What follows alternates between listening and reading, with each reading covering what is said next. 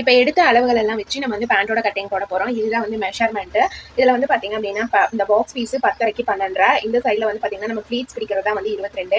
இந்த லென்த் வந்து பார்த்தீங்கன்னா 32. எக்ஸ்ட்ராவாக 2 இன்ச்சு கீழே வந்து நம்ம கேன்வாஸ் கொடுத்து மடிச்சிக்கிறதுக்கு 7 இன்ச் வந்து ரெடி அளவு, 1 இன்ச் உள்ள விட்டுட்டு 8 இன்ச் வந்து நம்ம வந்து கீழே பாட்டமில் வந்து விட போகிறோம். இந்த சைடு வந்து பார்த்தீங்க அப்படின்னா 10 இன்ச்சு. இப்போ இது வந்து எப்படி நம்ம பேண்ட்டில் வந்து கட் பண்ணுறது அப்படின்னு தான் வந்து பார்க்க போகிறோம். இதுதான் பேண்ட் கிளாத்து. பேண்ட் கிளாத் வந்து பார்த்தீங்க அப்படின்னா கரை சைடு வரும். நமக்கு இந்த மாதிரி வந்து கரை சைடு வரும். நம்ம அந்த கரையை வந்து பார்த்தீங்க அப்படின்னா இப்படி ஆப்போசிட் சைடில் வந்து திருப்பி போட்டுடலாம். மேலே தான் வந்து நமக்கு பிசிறு எல்லாமே வந்து இருக்கணும். அதுக்காக தான் இப்போ இதில் வந்து பார்த்தீங்க அப்படின்னா இந்த இடத்துல நம்ம வந்து கொஞ்சம் ஈவன் பண்ணி கட் பண்ணிக்கலாம். ஏன்னா இது வந்து நமக்கு கொஞ்சம் முன்ன பின்ன இருக்குது அப்படிங்கிறதுனால.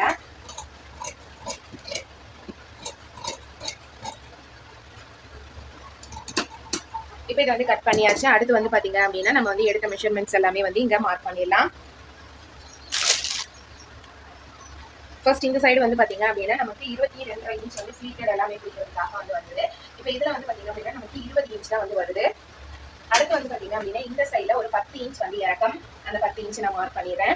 இந்த பேண்டோட இறக்கம் வந்து பார்த்தீங்க அப்படின்னா லென்த்து நமக்கு 32.5 இன்ச்சு. 32.5 இன்ச் ரெடி அளவு.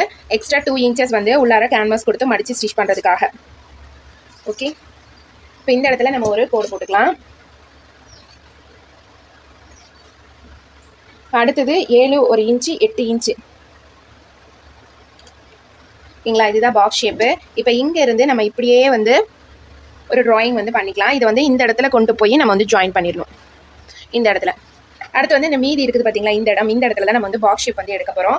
பாக்ஸ் ஷேப் எடுக்கிறதுக்கு நமக்கு 12 வந்து பாக்ஸோட அகலம். இறக்கம் வந்து பார்த்தீங்க அப்படின்னா 10.5.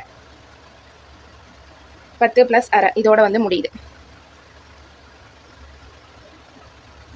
அவ்வளோதான் ஃப்ரெண்ட்ஸ். ரொம்ப ரொம்ப ஈஸியாக நம்ம வந்து இந்த மெஷர்மெண்ட்ஸ் எல்லாமே வந்து எடுத்தாச்சு. இப்போ இதை வந்து கட் பண்ணிடலாம். சுடிதாரோட பேண்ட் கட்டிங் அப்படின்னு பார்த்தீங்கன்னா ரொம்ப ஈஸி. அதே மாதிரி தான் இதோட ஸ்டிச்சிங் ஒர்க்குமே. இப்போ இந்த கீழே பேண்ட் கட் பண்ணுறதுக்கு விட்டதுலேருந்து